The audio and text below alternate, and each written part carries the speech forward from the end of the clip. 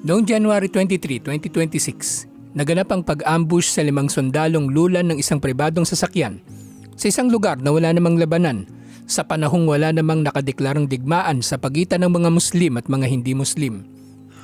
Ganito natin sinisimulan ang pagtalakay na ito dahil sa ganitong paraan nabuo ang pagkondena ng ating maalam at ng ating mga pinuno sa nangyaring pananambang na ito na walang dahilan, hindi kinakailangan at hindi pinag-uutos na gawin ng sinumang Muslim.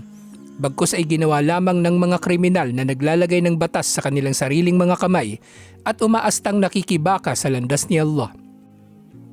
Pinakanakilala sa mga nagpahayag ng kanyang pagkondenay ang isa sa pinagpipitagang pinuno ng mga mujahidin, si Commander Bravo, na bagaman nakilala sa kanyang gampanin sa pakikibaka sa landas ni Allah, ay malinaw na nakababatid sa pinagkaiba ng pang-aambush na ito na isang gawaing kriminal na naiiba talaga sa jihad na ginagawa para sa pagpapangibabaw sa salita ni Allah. Mahalaga ang pagkonsulta sa kanilang mga pananaw dahil ito ang diwa ng sinabi ni Allah. At kung may darating sa kanilang balita tungkol sa kaligtasan o takot, ay ikinakalat nila ito. Kung sumangguni lamang muna sila sa sugo at sa mga may otoridad sa kanila, ay tunay na nalaman na ito ng mga may tamang desisyon sa bagay na ito na kabilang sa kanila. Kung hindi lamang sa biyaya ni Allah sa inyo at sa kanyang habag, ay sinunod ninyo si Satanas, liban na lamang sa iilan. Sinabi ni Commander Bravo na ang pananambang na ito ay gawaing kasuklam-suklam dahil ang mga napatay ay hindi naman bahagi ng anumang combat unit at napagtibay na sila pa nga ay kabilang sa isang Civil Military Operations Unit na Task Force Tabang ng kanilang lakad sa araw na yaon ay upang mamili lamang ng pagkain at iba pang pangangailangan. Nangyari rin ang ganito sa panahon ni Propeta Muhammad sallallahu alaihi wasallam nang nagkaroon ng isang lost command ng mga Muslim na nasa pamumuno ni Abu Bashir at Abu Jandal na patuloy na namiminsala sa kanilang mga kalaban sa kabila ng usaping pangkapayapaan sa Hudaybiyah. Ito ay hindi kinonsinti ni Propeta Muhammad sallallahu alaihi wasallam bagaman ang kanilang ginawang ito ay resulta ng hindi makatarungang kasunduan sa Hudaybiyah na dehado rito ang mga Muslim.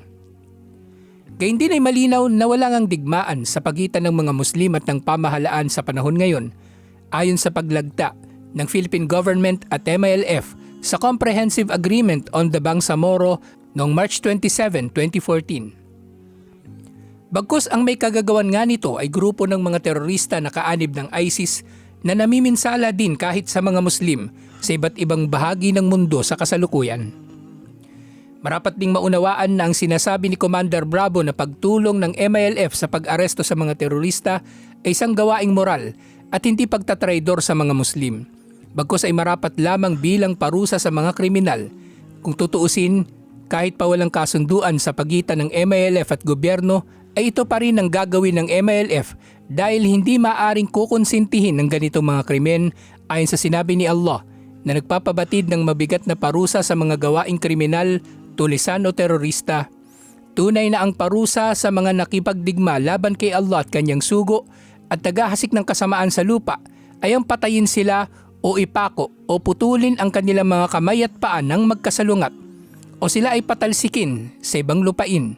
Ito para sa kanila ay kahihiyan sa mundong ito at para sa kanila sa kabilang buhay ang malaking parusa. Sinabi rin ni Propeta Muhammad sallallahu alaihi wasallam, isumpa nawa ni Allah ang nagkukupkop sa kriminal. Ang mga Muslim ay marapat lamang na manindigan sa Sharia at sa layunin nito na pangalagaan ng karapatan ng mga tao sa kanilang relihiyon, buhay, yaman, pag-iisip at dangal. Musliman sila o hindi Muslim, kaaway man o kakampi.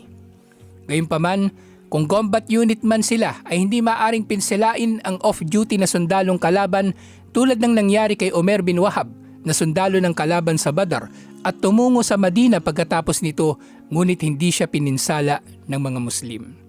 Sinabi ni Sheikh Al-Uthaymin rahimahullah, ang terorismo na ito, sumpa kay Allah ay kapintasan sa mga Muslim. Sumpa kay Allah, ito ay sa kadahilanan wala tayong nakikitang resulta nito. Bagkus ay taliwas ang nangyayari, ito ay sumisira sa atin. Kung tayo lamang ay sumunod sa karunungan, natakot para sa ating mga sarili, Nagsaayos muna sa ating mga sarili at saka lamang tayo maghangad ng pagsasaayos sa iba sa pamagitan ng lehitimong paraan, ang resulta ay naging mas mainam sana.